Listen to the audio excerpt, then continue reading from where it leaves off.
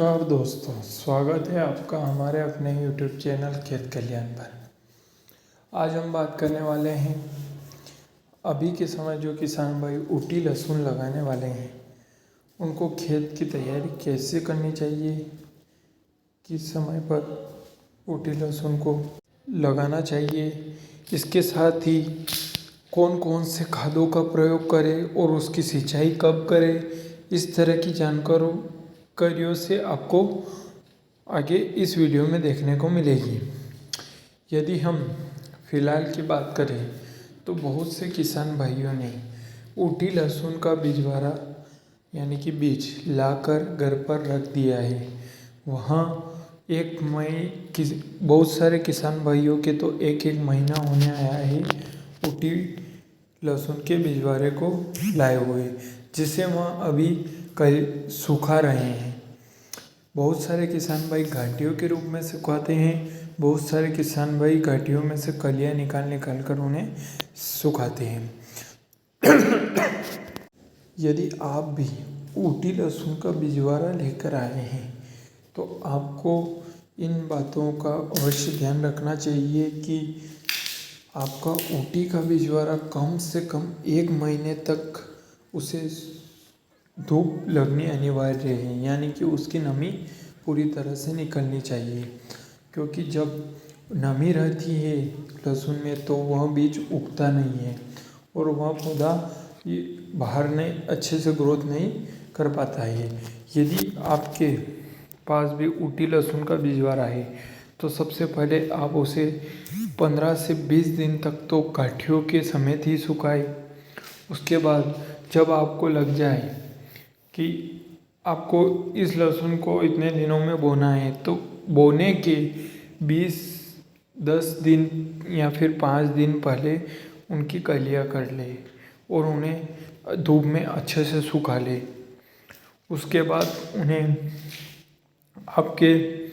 उनमें आपको फंगीसाइड या फिर बीज उपचारित करने के लिए कौन सा भी फंगीसाइड मिलाना काफ़ी आवश्यक होता है। इसके साथ ही आप जब ऊटी लहसुन के बिजवारे को सुखाते हैं तो उस समय पर आपको उस पर कुछ समय बाद सल्फर का इस छिड़काव कर देना चाहिए बिजवारे के ऊपर, क्योंकि उससे किसी भी प्रकार के कीटनाशक और किसी भी प्रकार की कोई बीमारी उस कलिये पर या फिर उस घाटिये पर अटैक नहीं करती है, जिससे आपको आने वाले समय में आपके पौधे की ग्रोथ में काफ़ी अच्छा प्रभाव देखने को मिलेगा।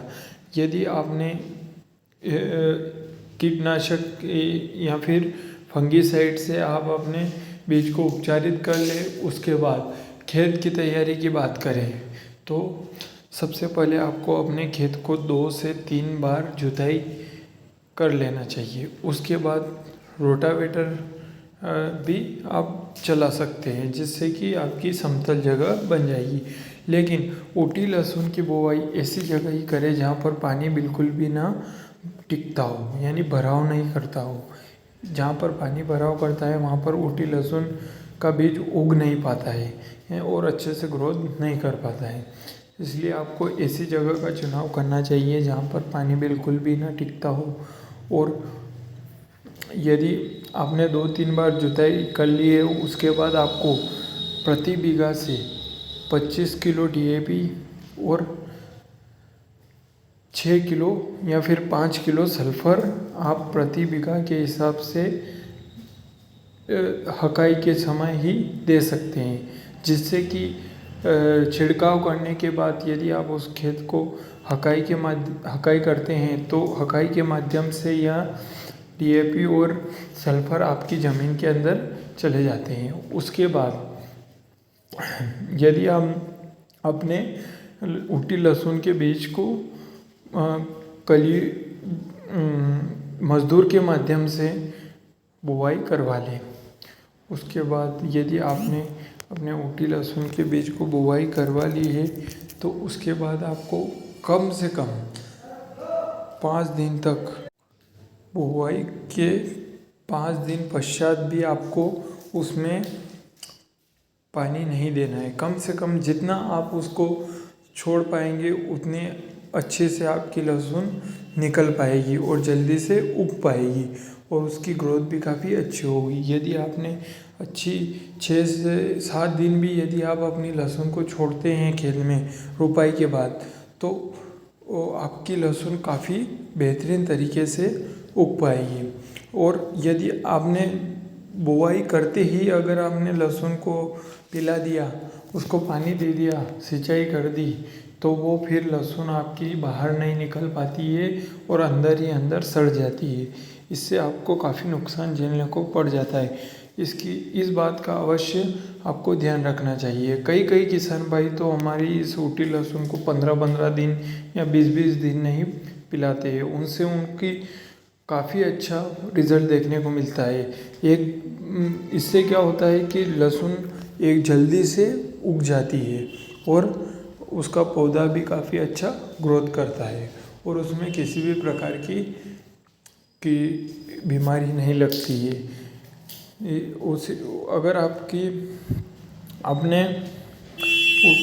अगर आपकी लहसुन उग जाती है तो उसके बाद उसमें समय समय पर सिंचाई करें और समय समय पर उसको खाद और बीज और दवाई अवश्य दें। और यदि आपकी ऊटी लहसुन में उगने के पश्चात आपको कम से कम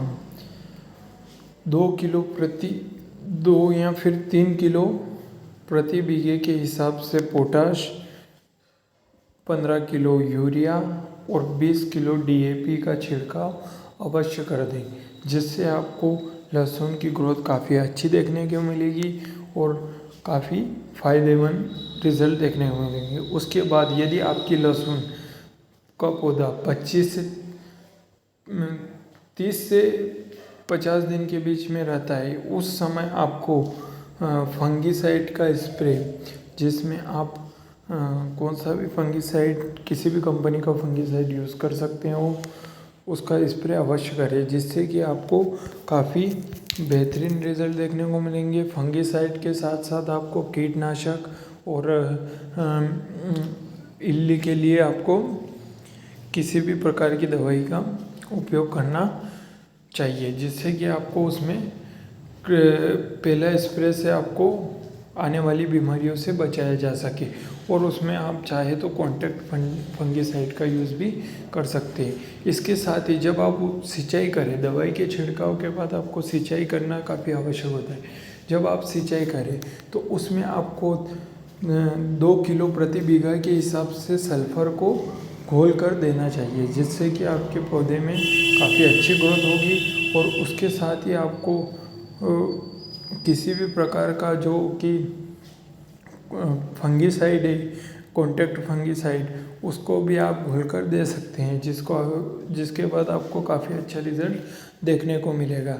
उसके पश्चात जब आपके लहसुन में 100 से 120 दिन की होने लगे और उसमें कहीं कहीं पर गठिया बनने लगे, तो उस समय पर आपको उसमें कम से कम 15 किलो प्रति बीघा के हिसाब से यूरिया, 15 किलो पोटाश और 10 किलो या फिर 15 किलो आप DAP घोल कर अवश्य दें, जिससे आपके गाठिए में, और एक टाबुली का स्प्रे उस पर अवश्य कर देना चाहिए, जिससे कि आपके गाठिए की साइज़ काफ़ी अच्छी रहेगी, आपकी लहसुन की चमक भी काफ़ी अच्छी देखने को मिलेगी और आपको आने जो कि आपके लहसुन के आने वाले समय में जो आप लहसुन को मंडी में ले जाओगे, तब आपको भाव भी काफ़ी अच्छा देखने को मिलेगा। तो आपको इन चीज़ों का ध्यान अवश्य रखना चाहिए। इसके साथ ही उस समय पर आपको थोड़े दिन की गेज दे देकर लहसुन को पानी देना चाहिए, यानी कि 15 से 20 दिन का टाइम निकाल कर उसमें पानी देना चाहिए, जिससे कि आपको जल्दी उसके कंद का ग्रोथ काफ़ी जल्दी हो और उसमें जल्दी से जल्दी वह कंद बन सके।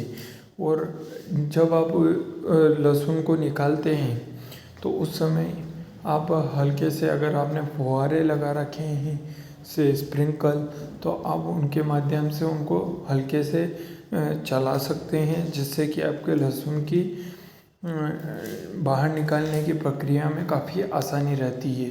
यदि आपको यह जानकारी अच्छी लगी हो तो हमारी वीडियो को लाइक अवश्य करें और हमारे चैनल को सब्सक्राइब अवश्य करें। धन्यवाद।